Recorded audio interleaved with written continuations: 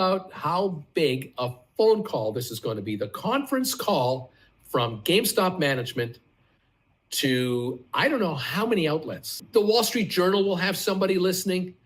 The Market Watch people will be there. The Bloombergs will be there. CNBC will be there. They'll all be in on this conference call. You have to understand, folks, what is about to happen to the exposure level of GameStop. This will be the biggest click picture ever taken of this public company, probably in its entire history, ever. And not by like 5% bigger than ever before. Like not just, it's 20% bigger than ever before. We're talking thousands of percent bigger than ever before. Every word that these guys say next week at their conference call will be absolutely absorbed by the street, by every media outlet there's. These guys are going to be under a microscope of coverage like they've never been under before. And I'm pretty sure they're rehearsing now for that. They better be rehearsing and getting ready, because they are going to be under such scrutiny as to what they say and how they say it. There's a lot of factors that have to fall into place here between now and then. One, the survival of witching hour. Two, option expiry tonight. Three, the financial report. How will that be received, taken, reviewed? That in itself will get millions of dollars exposure. And so all of that will be interpreted. And then what happens?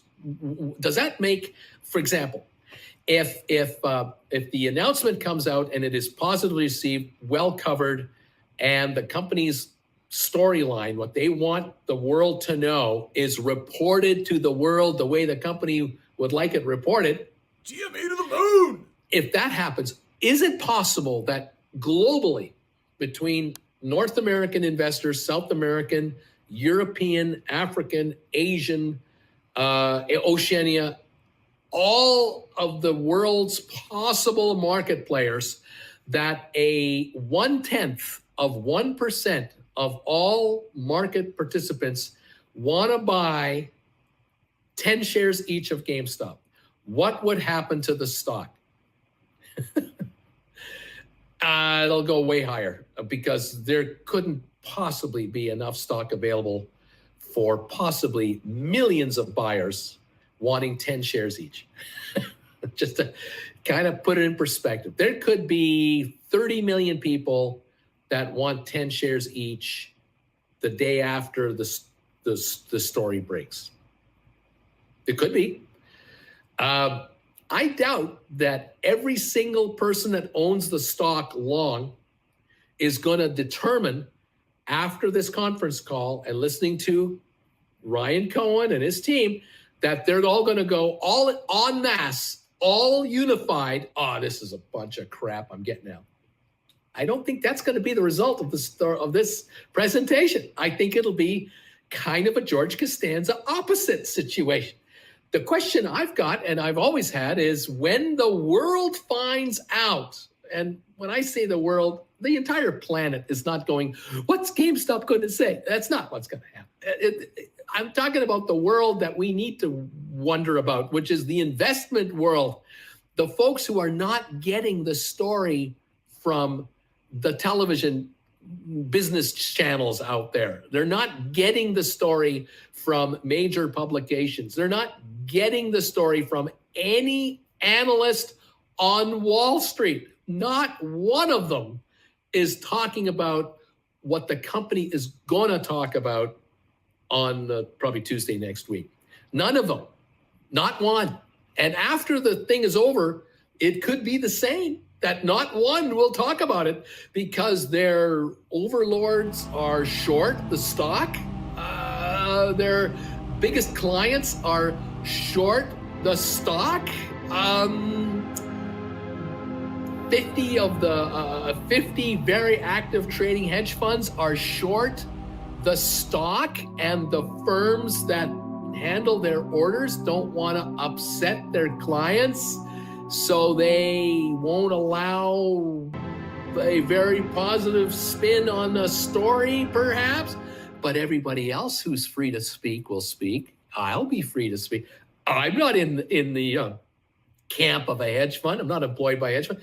I can give you my opinion, and so can any other YouTuber, and so can vloggers and bloggers everywhere who are not employed or influenced or dominated by these short sellers.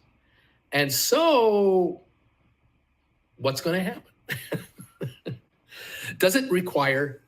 Will it require the power of 25 hedge funds with $1 billion each of buying power to break the back of these hedge funds with $25 billion of shorting power to stop this market? Is that what it's going to take?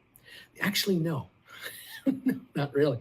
What could break the hedge funds over here is the general perception of the market, where the market goes, oh my God, this stock, this company is already so far down the road to going where they're wanting to go, that within 6 months from now, no brokerage firm can ignore the fact that GameStop will actually be classified by hedge funds, mutual funds, ETFs, pension funds. They're going to reclassify this company as an e-commerce retailer, not a brick and mortar company.